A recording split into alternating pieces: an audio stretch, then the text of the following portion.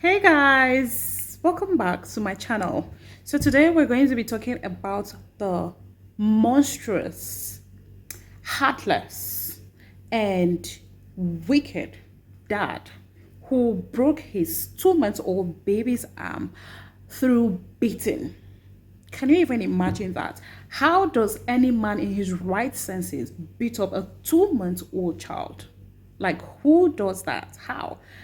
This man, who is called Confidence Amatobi, a 31-year-old man who resides in Imo State, had a baby, a blessing, with his 20 years old lover. And this blessing, a, a bundle of joy, a baby girl whom they named Miracle. On the 7th of October 2022, while Confidence, I wonder why he was given that name. It appears his confidence is actually for evil. While he was asleep or trying to sleep, the mother of the baby stepped out to use the restroom and the baby began crying.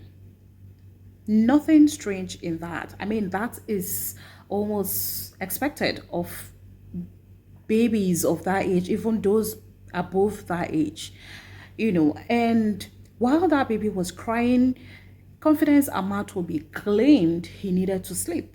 And instead of him to pick up the baby since the mother was in the restroom and try to rock the baby to sleep, this unfortunate father, or what else? What other name do you think we should call him?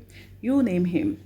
This man picked up a hanger, like a plastic hanger used in hanging clothes hanger, and began to beat up a 2-month-old baby.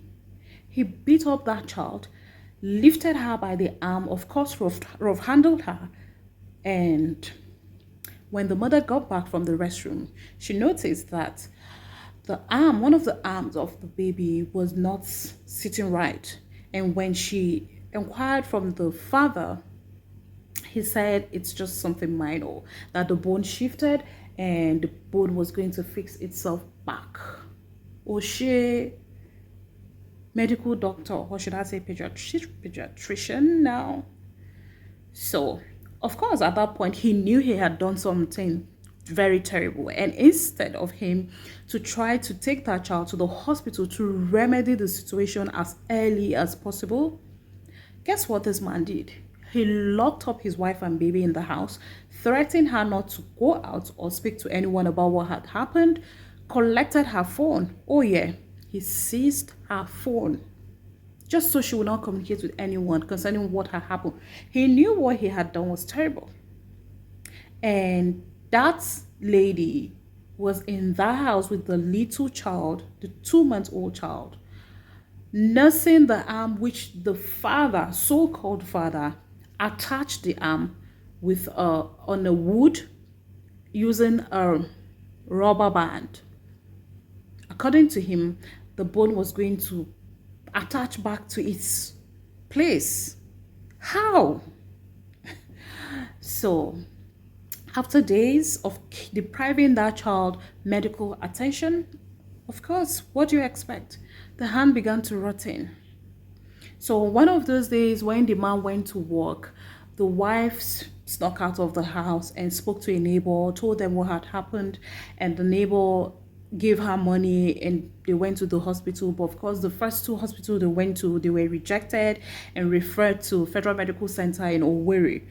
When she got to Federal Medical Center in Owerri, the pediatric department, they examined the 2-month-old baby Miracle and discovered that the best way they could save that child was to amputate that arm, because according to the doctor, the arm was already rotten and it was smelling, and they were scared that it may just get infected and spread to other parts of the child's body, to the blood precisely.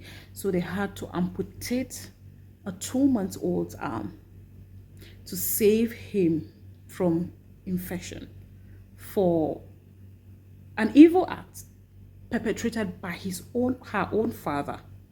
That could have been avoided. A little patience could have avoided that. I mean, children are blessings, right? Except that some people don't really deserve them. So the Human Rights Commission and the National Association of Women Journalists, I understand, are calling on the police to immediately effect an arrest on Mr. Confidence Amatobi. And this is us also calling that the police should not relent. They should ensure that they get Mr. Confidence Amatobi arrested. He deserves to be behind bars. He does not even deserve to be in the society, let alone to father a child. It is terrible, it is sad, but we're glad that at least that child had been saved, because I'm just here wondering, what if that woman, the mother of that baby, didn't get the chance to sneak out of the house at the time she did? It probably wouldn't have been just the arm. It would have probably cost the life of that child. But thank God the child is alive, and the law will take its course, and I'm sure it will take its course in full. So if you haven't subscribed to this channel, please subscribe, turn on your notification bell so you'll be the first to know when we upload our next story.